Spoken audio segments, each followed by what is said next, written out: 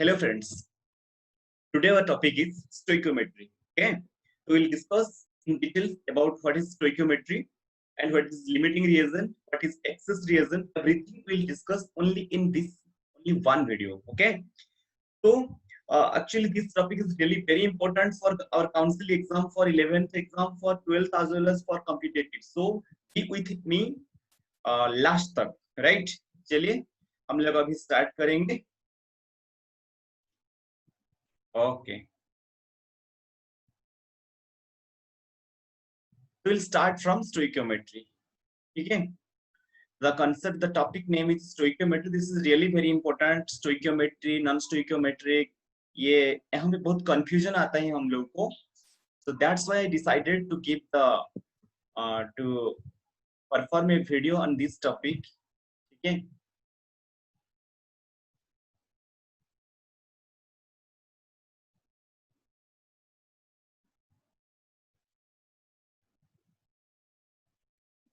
ठीक है. So let's start. What is stoichiometry? Actually, stoichiometry होता क्या है? Stoichiometry gives us the quantitative relationship between reactants and the products. If the amount of reactant is given, we can find out the amount of product by using the stoichiometry. Okay.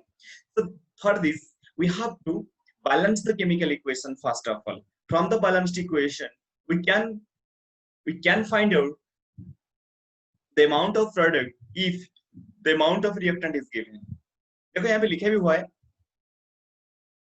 गौर से notice कीजिए आप लोग. ठीक है. यहाँ पे stoichiometry में एक कह रहा है कि by combining our abilities to balance equations and do simple unit conversions we can now complete simple stoichiometric problems जैसे कि mole to mole and more complicated ones mass to mass. we can convert everything mole to mass to mass to volume. चलिए कैसे होते हैं. फिर चलिए तो पहले हम लोग ये समझेंगे तो स्टोइकियोमेट्री होता क्या है, जो हम लोग अभी कह रहे थे. What I have already told, stoichiometry is the study of quantitative relationship between the amounts of reactant used and amount of products formed by a chemical reaction. बने रहिए मेरे साथ, बहुत इंटरेस्टिंग होने वाला है दिस वीडियो. ठीक है. तो stoichiometry is based on the law of conservation of mass. उसका मतलब क्या? Mass is neither be created nor be destroyed. Law of conservation of mass का मतलब total mass of the reactant becomes equal to total mass of the product if the reaction is completely completed, right? If the reaction is completely happening, then we can say that mass of reactant is equal to mass of product. That means what? The number of atoms of each element in the reactant side should be equal to the number of atoms of each element on the product side. That's why we can say it follows law of conservation of mass. ठीक है. It is only confirmed from the balanced chemical equation. चलो next. तो stoichiometry में होता क्या है actually. Stoichiometry में पहले हम लोग समझेंगे क्यों क्या होता है यहाँ पे, है ना. व्हाट, देखिए साइंस में 3 टॉपिक बहुत इंपॉर्टेंट होता है, व्हाट, हाउ एंड व्हाई. तो what is that and how it is formed and why. तो हमेशा हम लोग को व्हाई पुट करना चाहिए. ठीक है. चलिए हमारा जो aim of this video, aim of this topic stoichiometry का जो मेन एम है हमारा आज, stoichiometric problem consists of what? Determining amount of product if you know the amount of reactant. Determining amount of reactant needed to produce a certain amount of product. ठीक है. ये हमारा आज का target. As an example, let's consider a ham sandwich. To make a ham sandwich, here is the equation ham. Very important. This is, if you understand this example, you will be comfortable with stoichiometry. You will be clearly understand. You will clearly understand what is stoichiometry, what is limiting reason, what is excess reason. Please listen carefully. देखिए यहाँ पे ham sandwich होता क्या है actually. Sandwich पता है ना, जो ब्रेड वहां पे कुछ जाम दे के हम लोग सैंडविच बनाते हैं, कुछ भी दे सकते हैं. ठीक है. तो ham सैंडविच मतलब ham क्या होता है एक्चुअली. ये होता है एक जैसे कि अब समझ लेते हैं कि ये एक piece leg piece of pork समझ है ना, जो डोमेस्टिक पिग होता है उसको पर्क कहते हैं. तो ये एक सैंडविच है, नॉन वेज सैंडविच समझ लो. ये एक नॉन वेज सैंडविच है. ये सैंडविच को बनाने के लिए हमें क्या चाहिए? 1 हाम चाहिए, 2 ब्रेड चाहिए. ठीक है. 1 लीटर का सॉरी 1 लिट्यूस चाहिए. लिट्यूस क्या होता है actually? You can understand this is a leafy vegetable. ठीक है. Leafy vegetable. तो जो भी हो, ham सैंडविच बनाने के लिए मुझे क्या चाहिए? 1 ham, 2 bread, 1 lettuce, ठीक है। 1 2 1, समझ में रही हो ना? 1 2 1 याद रखना, 1 2 1। If this will be 2, this will be 4, this will be 2। 1 2 1, this is 1 2 1। चलिए देखते हैं क्या होता है। देखो यहाँ पे एक क्वेश्चन दिया है, यहाँ पे एक क्वेश्चन पूछा है। कौन सा क्वेश्चन? क्वेश्चन ये है कि if you had 4 slices of ham, 6 pieces of lettuce and 7 slices of bread, how many ham sandwiches could you make? Okay, देखो ये रिमेम्बर है ना, ये याद पता है ना कि एक हम सैंडविच बनाने के लिए हमें 1 एच चाहिए, 2 बी चाहिए और 1 एल चाहिए। देखिए यहाँ पे एक एच मीन्स 2 बी चाहिए। देखिए यहाँ पे कितना बी है, कितना बी है? देखिए यहाँ पे 7 बी है, ठीक है, 7 बी है एंड 4 स्लाइसेस ऑफ हाम है एंड 6 पीसेस ऑफ लेट्यूस है। देखो जितना हाम उतना लेट्यूस, बट जितना हाम उतना लेट्यूस, बट ब्रेड उसका दुगना होना चाहिए, ठीक है, समझ रही हो ना? तो ब्रेड उसका दोगुना होना चाहिए। मतलब मुझे बताइए, यहाँ पे 7 स्लाइसेस ऑफ ब्रेड है। हाउ मेनी हाम सैंडविचेस कुड यू मेक? ये प्योर, अच्छा मुझे बताइए, एक हाम के लिए 2 ब्रेड का जरूरत होता है, ठीक है, 2 ब्रेड का जरूरत होता है। मेरे पास अभी 7 ब्रेड है, तो कितना हाम जरूरत होगा? कितना हाम? तो 3.5 का जरूरत होगा। समझ में आ रहा है ना? 3.5 हाँ स्लाइसेस ऑफ हाम का जरूरत होगा, क्योंकि हमेशा जितना ब्रेड जरूरत होगा उसका हाफ हाम का जरूरत होगा, ठीक है।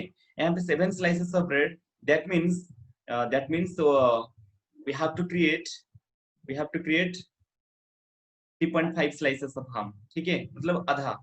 समझ में आ रहे हैं? And also 3.5 3.5 pieces of lettuce, ठीक है, समझ में आ रहा है ना? तो इसे हम लोग कैलकुलेट करेंगे कितना हाम सैंडविच प्रोड्यूस होगा, ठीक है। चलिए मैं अभी आपको और एक एग्जांपल दिखाता हूँ, ठीक है ना। How about how many pieces of bread would you need to make 14 ham sandwiches? बताइए, 14 हाम सैंडविचेस बनाने के लिए कितना ब्रेड का जरूरत होगा? देखिए हमेशा एक हाम सैंडविच बनाने के लिए 2 ब्रेड का जरूरत होता है, ठीक है। 14 हाम सैंडविच बनाने के लिए ऑब्वियसली 28 हाम सैंडविच, 28 ब्रेड का जरूरत होगा। समझ में आ रहा है? ओके चलिए, और भी आ गया proper example to which we can discuss, we can conclude different things from the stoichiometry. चलो, एक इक्वेशन है हमारे पास, जैसे कि Fe plus O2 gives Fe2O3, Fe plus O2 gives Fe2O3। चलिए यहाँ पे क्या होता है देखते हैं। तो हमें बैलेंस कर चुके हैं, तो 4Fe plus 3O2 gives 2Fe2O3। यहाँ से हमें क्या मिलता है देखिए, यहाँ पे 4Fe 3O2 gives 2Fe2O3। यहाँ पे क्या, ये हमें ये पता चलता है कि 4 atoms of Fe, 3 molecules of O2 gives 2 formula units of Fe2O3। ऐसे हम लोग ये कह सकते हैं 4 moles of Fe, 3 mole of O2 gives 2 mole of Fe2O3। हम लोग ऐसे भी कह सकते हैं, ऐसे भी कह सकते हैं कि हमारे पास अभी क्या है कि मास, जैसे कि 1 mole of mass, 1 mole of iron का मास होता है 26 ग्राम। 1 मोल ऑफ आयरन का मास होता है 26 ग्राम। हमारे पास 4 मोल से, that's why mass will be 223.4 gram. Actual mass is 223.4 ग्राम। तो ये कंबाइन हो रहा है 96 ग्राम ऑफ ऑक्सीजन। क्यों? O2 का मास होता है, O2 का जो मास होता है वो होता है O का मास 16, तो O2 का 32, 32 में 3 is 96, 96 ग्राम ऑफ O2। यहाँ पे जो Fe2O3 मिल रहा है 2 मोल का, तो 319.4 ग्राम ऑफ Fe2, ठीक है, Fe2O3। कैसे हम लोग कैलकुलेट करेंगे जो प्रोडक्ट का मोल्स, प्रोडक्ट का अमाउंट कैसे कैलकुलेट करते हैं, चलिए देखते हैं। तो स्टेप 1 में क्या बताता है, start with a balanced equation, interpret the equation in terms of mole. जब तक इक्वेशन बैलेंस नहीं है, we can't determine the amount of product. तो first of all we have to balance the chemical equation, first of all we have to balance the chemical equation, ठीक है। तो after balancing what we have to know, जैसे कि अभी अभी हम लोग डिस्कशन कर रहे थे, अभी अभी जस्ट हम लोग डिस्कशन कर रहे थे, यहाँ पे जो बैलेंसिंग इक्वेशन था, जो बैलेंस वाला इक्वेशन था, देखिए गट्स देखिए, तो बैलेंस वाला इक्वेशन था 4 यहाँ पे 3 यहाँ पे 2, ये था बैलेंस इक्वेशन। इससे हमेशा हमें बैलेंस करना है इक्वेशन को। देखिए स्टेप 1 में क्या लिखा हुआ है, फर्स्ट बैलेंस इक्वेशन कीजिए। स्टेप 2 में क्या है, कन्वर्ट फ्रॉम ग्राम्स टू मोल, जबकि ग्राम में दिया होगा शायद रिएक्टेंट का जो अमाउंट दिया होगा ग्राम में, तो ग्राम को हमें मोल में कन्वर्ट करना है। Convert the grams to moles of the given substance, use the inverse of the molar mass as the conversion factor. जैसे कि पता है हमें ग्राम को मोल में कैसे कन्वर्ट करते हैं, नंबर ऑफ मोल्स कैलकुलेट करने के लिए हमें एक फॉर्मूला याद रखना है, given mass divided by molar mass, तो मोल में कन्वर्ट हो गया। तो जो रिएक्टेंट का मोल पता चल गया, तो अभी प्रोडक्ट का मोल हम लोग कैलकुलेट करेंगे, ठीक है, from the balanced chemical equation. ऐसे ही from that balanced chemical equation, if the number of moles of reactant is given, then we can calculate the number of moles of the product, ठीक है। Okay, step 4 में क्या है देखिए, sorry step 3, तो step 3 में क्या है देखिए, स्टेप 3 में ये बता रहा है कि convert from moles of the given substance to moles of the unknown substance, right. तो नोन हो गया, जो पता चल गया, जो जिसका नंबर ऑफ मोल्स, उससे हम लोग उसका नंबर ऑफ मोल्स कैलकुलेट कर सकते हैं जिसका नंबर ऑफ मोल्स पता नहीं है। फिर उसके बाद क्या करेंगे, वो जो मोल को ना ग्राम में कन्वर्ट कर देंगे। फिर बताता हूँ क्या होता है यहाँ पे। पहले आप लोग बैलेंस कीजिए इक्वेशन को, उसके बाद जिसका अमाउंट गिवन है ग्राम में उसको मोल में कन्वर्ट करेंगे। फिर उसका मोल कन्वर्ट हो गया, उसका मोल पता चल गया, मतलब जो जिसका मोल अननोन है उसका मोल हम लोग कैलकुलेट कर सकते हैं from the balanced chemical equation. After all we have to convert again number of moles to gram, ठीक है। चलिए ओके, तो फिर आता है मोल रेशियो। मोल रेशियो होता क्या है, जैसे कि वहां पे 4:2 था, ऐसा कुछ था, 4:3:2। मोल रेशियो होता है 4/3, number of moles of different reactant, different products. Mole ratio is a ratio between the number of moles of any two substance in a balanced chemical equation.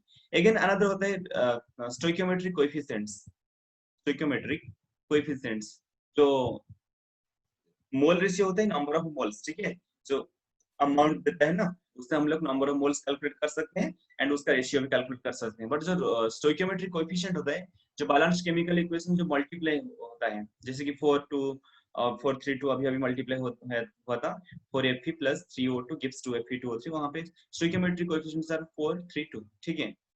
अच्छा, यहाँ से भी बहुत प्रॉब्लम हमारा सॉल्व हो जाता है, ठीक है। हम लोग अभी नेक्स्ट पे चलते हैं। यूजिंग स्टोइकियोमेट्री हम लोग क्या कर सकते हैं, बहुत कुछ कर सकते हैं, ठीक है। यूजिंग स्टोइकियोमेट्री हम लोग क्या कर सकते हैं, देखिए यहाँ पे लिखा हुआ है step to solve mole to mole, mole to mass and mass to mass stoichiometry problem. जैसे कि हम लोग ऑलरेडी डिस्कशन कर चुके हैं, हमारे पास एक अमाउंट था, पहले हम लोग उसको मोल में कन्वर्ट किए। मोल जो नोन क्वांटिटी का मोल को फिर we can convert the mole of unknown quantity, then we can convert mole into फिर amount, right। ऐसे हम लोग mole to mole, mole to mass, mass to mass stoichiometric problems we can solve, right. तो फिर क्या आता है, if the answer must be in moles, stop after completing step 3. If the answer must be in grams, stop after completing. Very good. If the question asks us how many moles, then we need not to be converted to gram, okay. If the question asks us the amount, means question asks us find out the answer in gram, then we have to also convert mole into gram. कैसे मोल को ग्राम में convert किया जाता है पता है ना, जैसे कि for example 1 mole of water equal to 18 gram, 1 mole of ammonia 17 gram, 1 mole of CH4 16 gram, ऐसे हम लोग मोल को भी ग्राम में कन्वर्ट कर सकते हैं, ठीक है। चलिए नेक्स्ट पे, ये सब होता है जैसे कि हम लोग डिफरेंट कन्वर्सन कर सकते हैं, जैसे कि देखो mole to mole, mole to mass, mass to volume, ये सब हम लोग कन्वर्ट कर सकते हैं। देखिए यहाँ पे कुछ क्वेश्चन दिया हुआ है, इसका आंसर हम लोग निकालेंगे, ठीक है। मुझे बताइए, आप करेंगे इसको, ठीक है, मेरे साथ, मैं हूं ना आपके साथ। हाउ, देखिए this is the balanced chemical equation, 4Fe plus 3O2 gives 2Fe2O3। चलिए, how many moles of iron oxide will be produced if 11 moles of iron react with the excess of oxygen। देखो यहाँ पे oxygen access है, so oxygen को count करना कोई जरूरी नहीं, ठीक है। तो मुझे देखना है कि यहाँ पे एक्चुअली कौन खत्म हो जा रहा है, ठीक है। चलिए देखो यहाँ पे जो बैलेंस्ड इक्वेशन ये कह रहा है मुझे, बैलेंस्ड इक्वेशन मुझे ये कहता है कि यहाँ पे 4 moles of Fe combines with 3 moles of O2 gives 2 moles of Fe2O3। तो अभी जो क्वेश्चन है, how many moles of iron oxide will be produced if 11 moles of iron react with how many moles of iron oxide will be produced if 11 moles of iron react with excess oxygen। तो iron का moles दे दिया 11, इसका पूछ रहे हैं। देखिए ये जो 4 moles of iron produces 2 moles of Fe2O3, ठीक है ना? तो 1 mole of iron will produce 0.5 moles of Fe2O3. So that's why 11 moles of iron will produce 11 into 0.5 moles of Fe2O3. समझ में आ गया ना? तो यही होता है हमारा तरीका। मैं फिर बताता हूँ। यहाँ पे जो हमारा जो बैलेंस्ड केमिकल इक्वेशन है, वहां से ये पता चलता है 4 moles of Fe combined with 3 moles of oxygen gives 2 moles of Fe2O3. अभी O2 का कोई लेना देना नहीं है क्योंकि एक्सेस ऑक्सीजन लिया हुआ है। यहाँ पे हमें जो रिलेशन बनाना है Fe एंड Fe2O3 के अंदर, आयरन एंड आयरन ऑक्साइड के अंदर, ठीक है। देखिए यहाँ पे 4 Fe प्रोड्यूसेस 2 Fe2O3, तो 1 Fe प्रोड्यूसेस 0.5 Fe2O3, राइट? तो 11 मोल्स कितना प्रोड्यूस करेगा? तो 11 मोल्स प्रोड्यूस करेगा 11 into 0.5 moles of Fe2O3. This is right. हाँ, this way you can complete. अच्छा, another question here. How many moles of iron oxide? How many moles? फिर हम moles पूछा iron oxide का will be produced if 112 grams of iron reacts with excess oxygen. इसका ग्राम में दे दिया। जो पिछला बार जो दिया था मोल्स में दिया था 11 मोल्स, अभी जो दे दिया ग्राम में, ठीक है। तो मोल को पहले ग्राम में कन्वर्ट कर देंगे। देखिए पता क्या है एक्चुअली, यहाँ पे 4 मोल्स है ना, तो 4 मोल्स Fe मतलब क्या, कितना ग्राम? एक मोल ऑफ Fe इज 26 ग्राम, ठीक है, सॉरी 56 ग्राम। 26 उसका एटॉमिक नंबर होता है, तो मोलर मास होता है 56 ग्राम। तो 1 मोल ऑफ Fe इज 56 ग्राम, तो 4 मोल मींस 4 into 56 कुछ भी तो होगा। जैसे कि फॉर एग्जांपल हो सकता है 200 224, राइट? लगभग 224। तो 224 ग्राम प्रोड्यूसेस हाउ मेनी ग्राम? बताइए Fe2O3 का कुछ तो होगा। हाँ, 56 into 2, 56 into 2 और 104, फिर 16 3 48 कुछ होगा, फिर 2 मल्टीप्लाई होगा, जितना भी अमाउंट होगा। देखिए यहाँ पे हम लोग ये कह सकते हैं कि 224 gram of Fe produces something amount of Fe2O3। तो 1 gram of 1 gram of Fe will produce, you can calculate. Then we have how many grams actually? 112 grams. So we can easily calculate the amount of Fe2O3. समझ में आ रहा है ना? जो last question था वहां पे मोल्स का रिलेशन चल रहा था, अभी जो अमाउंट का रिलेशन चल रहा है। From the equation it is clear that 4 moles of Fe produce 2 moles of Fe2O3. So 1 mole of Fe, लेकिन यहाँ पे तो ग्राम में दिया हुआ है, तो हमें ग्राम में कन्वर्ट करना है। तो ये जो Fe है ना, उसका मास होता है, उसका जो मोलर मास होता है ना 56 ग्राम होता है, लेकिन 4 मोल्स है ना, तो 4 moles means 224 gram of Fe will produce कुछ भी होगा Fe2O3 2 मोल्स है। तो सपोज X, तो 224 moles of Fe produces X moles X 4 moles of Fe produces 2 moles of Fe2O3. So 224 gram of Fe produces X gram of Fe2O3. So 1 gram of Fe will produce X divided by 224. But according to question 112 gram. 112 gram means यहाँ पे था X by 224 into 112, खत्म हो जाएगा X by 2, X by 2। इसका जो मास था that is X divided by 2, जो होगा वो होगा हमारा आंसर। समझ में आ रहा है ना? तो ऐसे हम लोग स्टोइकियोमेट्री के जो क्वेश्चन आते हैं उसको हम लोग सॉल्व कर सकते हैं, ठीक है। चलिए नेक्स्ट पे बने रहिए, थोड़ा और थोड़ा बाद में खत्म हो जाएगा हमारे ये सेशन। चलिए, तो यहाँ पे भी वही उसी तरीके का क्वेश्चन दिया हुआ है, आप लोग सॉल्व कर सकते हैं। स्क्रीनशॉट ले जाओ जल्दी जल्दी, इसका आप लोग ट्राई करेंगे घर में, ओके। हाँ, जो सैंडविच का प्रॉब्लम था यहाँ पे सॉल्व हो गया। देखिए यहाँ पे और एक बात आ गया, देखिए लिमिटिंग एंड एक्सेस रिएजेंट। देखिए वहां पे नीचे लिखा हुआ है लिमिटिंग एंड एक्सेस रिएजेंट। होता क्या है एक्चुअली, कभी कभी रिएक्शन कंप्लीट हो जाता है, कभी कभी रिएक्शन कंप्लीट नहीं होता है। एक रिएक्टेंट खत्म हो जाता है, दूसरा रिएक्टेंट एक्सेस में पड़ा हुआ है, तो जो खत्म हो जाते हैं उसको ही हम लोग लिमिटिंग रिएजेंट कहते हैं, एंड जो ऐसे पड़ा हुआ है उसको हम लोग एक्सेस रिएजेंट कहते हैं। तो लिमिटिंग रिएजेंट ही डिसाइड करता है कितना प्रोडक्ट फॉर्म होगा, क्योंकि वो खत्म होने के बाद रिएक्शन स्टॉप हो जाता है, ठीक है। तो हमें लिमिटिंग रिएजेंट फाउंड आउट करना है, लिमिटिंग रिएजेंट को ढूंढना है जो खत्म हो जाता है, जो स्मॉल क्वांटिटी में लिया जाता है। जिसका क्वांटिटी ज्यादा होगा वो एक्सेस रिएजेंट होगा, जिसका क्वांटिटी कम होगा वो ही होगा हमारा लिमिटिंग रिएजेंट, बिकॉज वो खत्म होने के बाद एक्सेस रिएजेंट अकेले कुछ कर नहीं पाएगा, कुछ रिएक्शन कर नहीं पाएगा, रिएक्शन वहां पे खत्म हो जाएगा। So the formation of product is decided by the limiting reagent, ठीक है। तो हमें लिमिटिंग रिएजेंट को ढूंढना है। देखिए यहाँ पे कुछ एग्जांपल दिया हुआ है, जैसे कि यहाँ पे 8 कार बॉडीज 48 लीटर्स 8 कार्स, ठीक है ना। ओके, हमारे पास 8 कार बॉडीज है। ओके, 8 कार बॉडीज है। ओके, 48 टायर्स है। हाँ, 48 टायर्स है, ठीक है, वेरी नाइस। तो एक कार के लिए मुझे बताइए कितना टायर चाहिए? 4 टायर चाहिए, है ना। एक कार के लिए 4 टायर चाहिए। तो 8 कार के लिए तो कितना टायर जरूरत होगा? 8 इंटू 4 मीन्स 32 टायर्स जरूरत होगा। मुझे बताइए 32 टायर्स तो काम में लग जाएगा, तो लेकिन यहाँ पे एक्सेस टायर्स है 48, तो कितना बच जाएगा? 16 टायर्स बच जाएंगे, ठीक है। तो मुझे बताइए पहले कौन खत्म होगा? टायर खत्म होगा और कार खत्म होगा? पहले कार खत्म होगा। That's why car is the limiting reason and tyre is the excess reason. समझ में आ रहा है ना? फिर बताता हूँ, आई एम रिपीटिंग अगेन। जब तक आपको समझ में नहीं आ रहे हैं तब तक मैं आपको समझाऊंगा, आपके साथ है, मैं साथ हूँ आप लोगों का। तो कुछ भी प्रॉब्लम आ रहा है, दिक्कत आ रहा है, मुझे कमेंट के दौरान दौरान बताइए, ठीक है। चलिए फिर बताता हूँ। यहाँ पे 8 कार बॉडीज है, उसके साथ 48 टायर्स है। जो भी पता है हमें कि एक कार के लिए 4 टायर जरूरत होता है, ठीक है ना। तो 8 कार के लिए 8 इंटू 4 32 कार 32 टायर जरूरत होगा। लेकिन यहाँ पे 48 टायर है, मतलब ये टायर एक्सेस है, 16 extra tyre. That's why tyre को हम लोग कह सकते हैं कि this is excess reason and जो कार है वो होता है लिमिटिंग रीजन, बिकॉज वो ही खत्म हो गया पहले। एंड वो खत्म होने के साथ the formation of car will also be finished, ठीक है। तो लिमिटिंग रीजन ही डिसाइड करता है कितना प्रोडक्ट होगा और नहीं होगा, और होगा तो कितना होगा, ठीक है। चलिए, रिएक्शन क्यों स्टॉप हो जाते हैं? देखिए यहाँ पे why do reaction stop, very interesting question. Why do reaction stop? because of limiting reaction.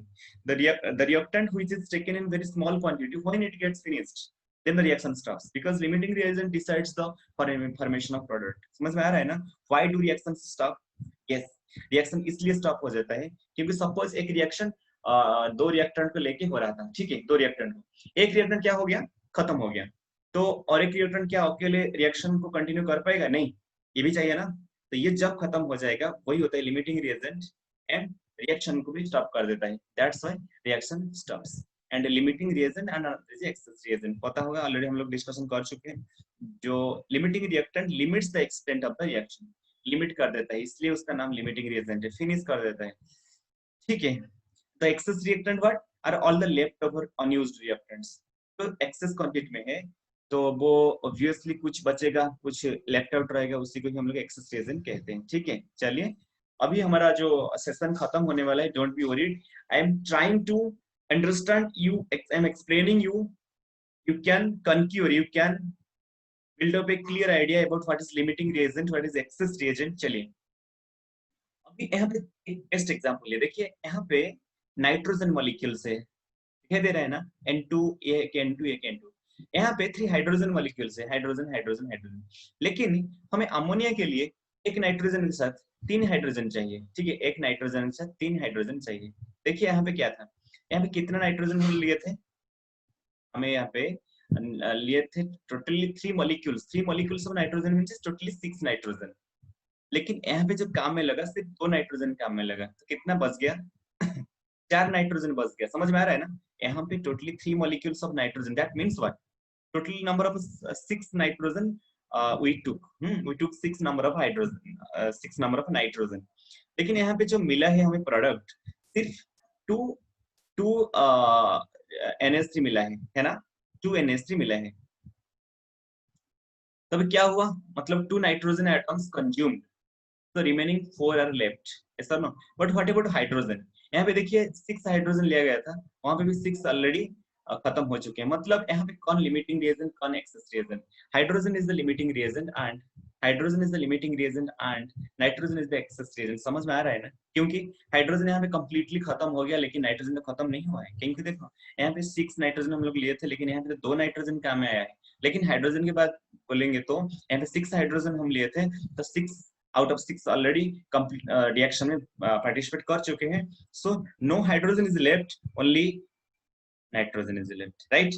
Nitrogen is excess reagent and hydrogen is the limiting reagent, and this hydrogen which is a limiting reagent decides the amount of product, ठीक है।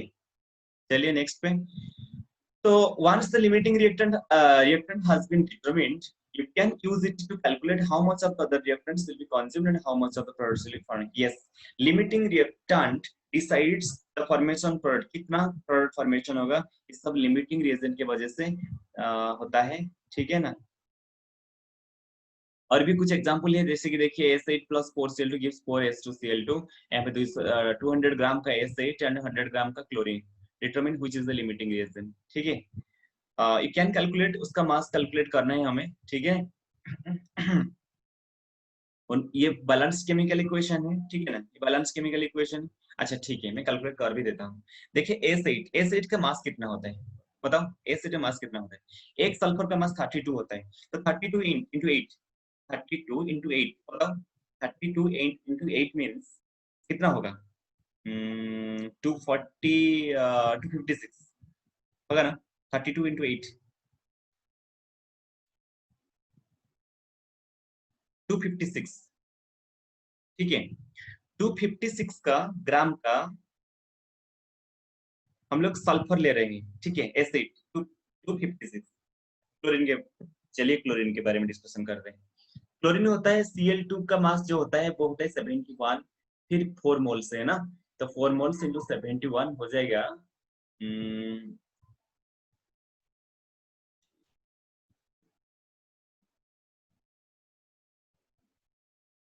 71 into 4, ठीक है। तो 4 into 7, 284, okay, this is 284, this is 256, this is 284, this is 256, 256 हम लोग S8 कर लेते हैं, ग्राम लेते हैं, तो 284 Cl2 लेना होगा, ओके। 256 284, ध्यान से सुनना, 256 284। तो ये पता चलता है कि एसिड ज्यादा क्वांटिटी में है, नहीं एसिड कम, क्लोरीन ज्यादा क्वांटिटी में है, सही है। ये रिएक्शन को कंप्लीट करने के लिए क्लोरीन ज्यादा क्वांटिटी में हमें लेना चाहिए, ठीक है। लेकिन यहाँ पे क्लोरीन ही कम क्वांटिटी में है। एक रिएक्शन कंप्लीट होने के लिए क्लोरीन को ज्यादा क्वांटिटी में लेना चाहिए, लेकिन यहाँ पे क्लोरीन ही कम क्वांटिटी में है। That's it is confirm that chlorine will be finished first, chlorine will be finished first, that's why chlorine will be the limiting reagent. Very interesting question, you can solve this, ठीक है। Calculating the product when reactant is limiting, ठीक है। तो limiting reagent, limiting reactant ही कितना product formation होगा उसको decide करता है, ठीक है ना। Calculating the product when a reactant is limiting. If one limiting reactant is known to us, then we can calculate everything. We can calculate number of moles, number of volume, amount, सब calculate कर सकते हैं किसका, product का, and also all other reactants का, ठीक है, okay. हाँ, द लास्ट बात कितना क्या है, हाउ मच प्रोडक्ट। जैसे कि देखिए एक थियोरेटिकल यील्ड होता है और एक एक्चुअल यील्ड होता है। theoretical yield क्या होता है, is the maximum amount of product that can be produced from a given amount of reactant। जो reactant है हमारा कैलकुलेशन किया गया था कि इतना मिलेगा, बट द एक्चुअल yield वो होता है amount of product actually produced when the chemical reaction is carried out in an experiment, ठीक है। तो परसेंट yield क्या होता, परसेंट yield क्या होगा, इसको डिवाइड कर देंगे इंटू 100 कर देंगे, तो परसेंट yield मिल जाएगा हमें। देखिए यहाँ पे लिखा हुआ है परसेंट yield होता है क्या है, परसेंट yield जो है, ठीक है ना, परसेंट यील्ड है, देखिए यहाँ पे परसेंट यील्ड है, जस्ट वेट। तो देखिए यहाँ पे लिखा हुआ है परसेंट यील्ड। परसेंट यील्ड का मतलब ये होता है actual yield divided by theoretical yield into 100, ठीक है, ठीक है। तो ये जो परसेंटेज यील्ड बहुत सारा काम में आता है। परसेंटेज यील्ड क्या होता है, laboratory reactions do not always produce the calculated amount of product, reactants stick to containers, competing reactions from other products, okay, so this is really important, क्योंकि सब रिएक्टेंट रिएक्शन कर नहीं पाते, कभी कभी कंटेनर में स्टिक हो जाता है। Percent yield is important in the cost of effectiveness of many industrial manufacturing process, ठीक है। तो ये था हमारा एक छोटा सा topic with respect to limiting reagent, okay. तो आई होप ये समझ में आया होगी आप लोगों को, आया होगा। So if it helps you in some ways, then please like and subscribe this channel, okay? Share to your friends also. So any problem arises, then comment me, I will I will also make another video on that topic. Don't be worried. Okay. जब तक इस channel आपके साथ है, you need not to be worried. Especially in chemistry, I am with you. तो बने रहिए मेरे साथ. नेक्स्ट और एक मजेदार वीडियो के साथ मुलाकात होगा और एक शानदार नॉलेज वाला वीडियो के साथ मुलाकात होगा. तब तक take care. Happy Rakshabandhan. Take care. जय हिंद. ठीक है. सतर्क रहिए, सावधान रहिए. ठीक है. तो खुशी में रहिए, मजा कीजिए. Be happy, keep smiling. Take care. मिलेंगे.